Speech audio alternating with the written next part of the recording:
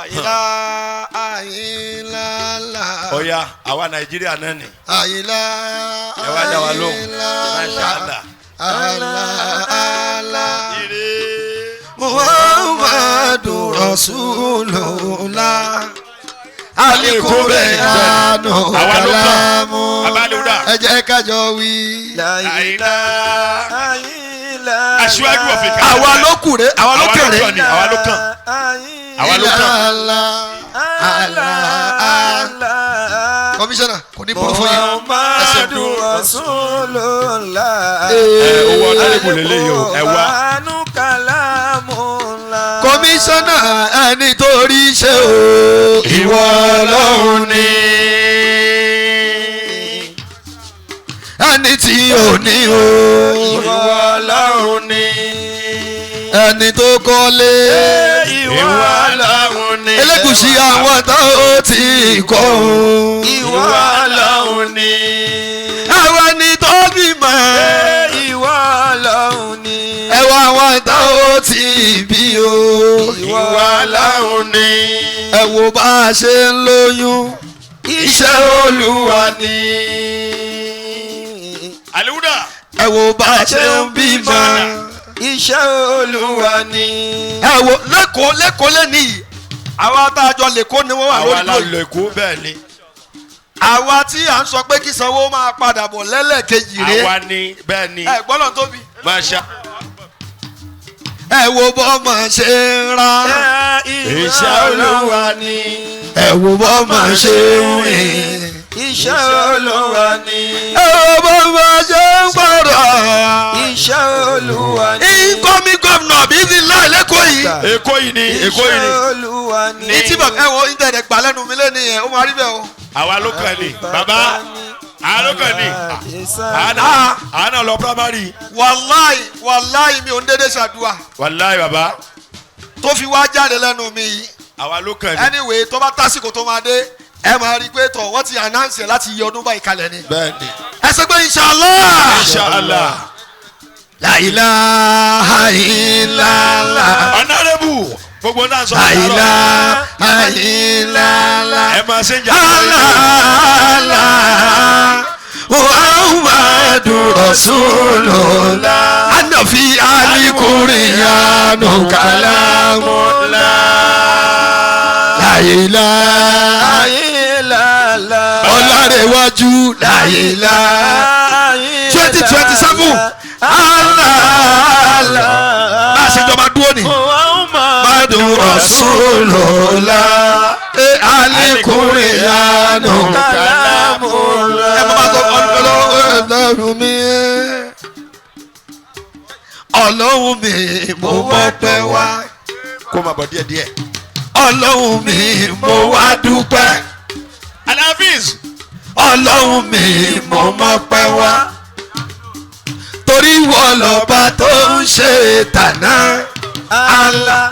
Ìwọ lọ́ba tó ń ṣe tòní. Lọ́wọ́lọ́wọ́ ó ti dájú pé wàá ṣe tọ́lá. Àjàfí Elégùṣì o ó ti dájú pé wàá ṣe tọ́lá.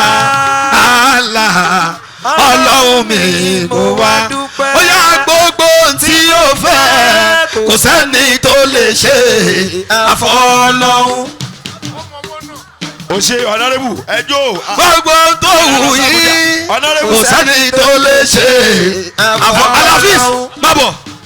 Ọba Olúwa kò máa nífẹ̀ẹ́ yín sópin oore. Ọlọ́run mi mo wá dúpẹ́. Ẹ ṣeun ẹ ṣeun ẹ ṣeun ẹ ṣeun. Ọlọ́run mi mo máa pẹ́ wá. Ọlọ́run mi mo wá dúpẹ́. Ọlọ́run mi mo máa pẹ́ wá. Ẹ ṣe wọ́n kù náwó torí ìwọ lọ́ba tó ń ṣe tàná. Allah ìwọ lọ́ba tó ń ṣe tòní. Lọ́wọ́ ó ti dájú pé wàá ṣe tọ́lá.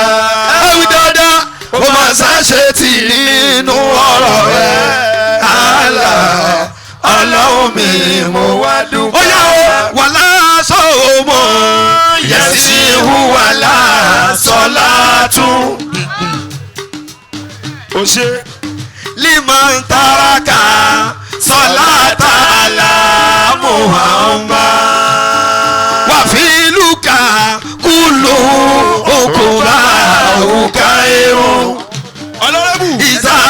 aláì tàbí àlàmú àlàfi ẹ̀yà ọlọ́run mi mo wá dúpẹ́ ọlọ́run mi mo mọpẹ́ wá. àwọn ọmọ mi náà wá kí mi ọlọ́run mi mo wá dúpẹ́ ó yá o ọlọ́run mi mo mọpẹ́ wá. torí ìwọ lọ́ba tó ń ṣe tàná alùbáràkì ìwọ lọ́ba tó ń ṣe tòní lọ́wọ́ ó sì dájú pé wà á ṣe tọ́lá. ẹ wí dáadáa kó bẹ́ẹ̀ ṣàṣe tì nínú ọ̀rọ̀ ẹ̀ àlà ọlọ́run mi mo wá dúpẹ́. gbogbo tí mo fẹ́ kò sẹ́ni tó lè ṣe àfọlọ́. kọmíṣánná ẹ yóò bọ́ ẹ náà bí dáadáa. bàbá ayakomola. alùbáràkì gbogbo ohun tó wù mí ò sẹ́ni tó lè ṣe àfọlọ́. ẹ ṣeun ẹ kú àpọ́nlé ọba tó lù wá ọmọ nífẹ̀ẹ́ yìí sópin oore ọ̀sálàtì ọlọ́run mi mo wá dúpẹ́. ẹ ṣeun kíbọ̀dù dà. ọlọ́run mi mo mọpẹ́ wá. ẹ ṣeun ọlọ́run mi mo wá dúpẹ́. ọlọ́run mi mo mọpẹ́ wá. àsálàtì torí ìwọ lọ́ba tó ń ṣe tàná àlà ìwọ lọ́ba tó ń ṣe tòní lọ́wọ́ ó sì dájú pé wà á ṣe tọ́lá. ẹ wí dáadáa kó máa ṣàṣe tì nínú ọ̀rọ̀ ẹ̀ àlà ọlọ́run mi mo wá dúpẹ́. subhanaka Allahumma la ilaha illallah. Kí ọlọ́run dáadáa subhanaka Allahumma ẹlẹ́wọ̀ ẹ̀tù la ilaha illallah. kí máa adarúgbù kó tó fi tán fẹ́ fi kalẹ̀ wọ́n máa sọ̀rọ̀ subhanaka Allahumma la ilaha illallah. abẹ́rẹ́ ni ọ̀dọ́rẹ́bù ló dúró subhanaka Allahumma la ilaha illallah. tí bá ti ń wí ẹ̀yin ọmọ wa náwó báyìí ká máa rí owó lókè subhanaka Allahumma la ilaha illallah.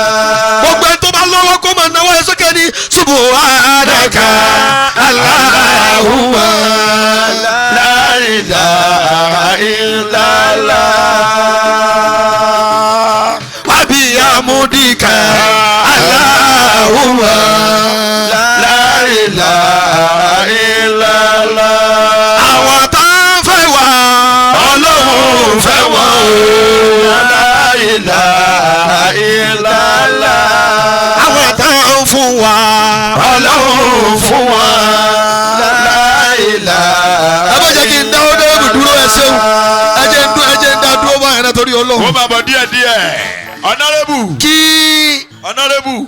mi tó gba. Oya Home Affairs gẹ́gẹ́ lẹ wáyé. whatever yes. Home Affairs gẹ́gẹ́ ni. because ọ̀rọ̀ nípa Home Affairs. yes of course. Home Affairs. Home Affairs gẹ́gẹ́ ni. ọ́fíìsì Honorable náà wáyé. ọ́fíìsì gẹ́gẹ́ lẹ wáyé. so inshallah rahman. bẹ́ẹ̀ni. máa ń dọ̀fà. aṣíwájú ló wà lórí dúró yìí. aṣíwájú. Sanwó-Olú ló wà lórí ìdúró yìí. Sanwó-Olú ni. Èkó gẹ́gẹ́ ló wà lórí ìdúró yìí. Èkó ni Nàìjíríà ni. so it is a honour and a privilege to have somebody like you in our occasion, and I pray to Almighty Allah. What amazed me most ní ọ̀rọ̀ honourable ni pé bí orúkọ yẹn ṣe ga tó honourable is down to the heart. Mashallah. Baba don't kill. Anse salamu aleykum. don't kill that so ó ti dé ni. don't kill ni.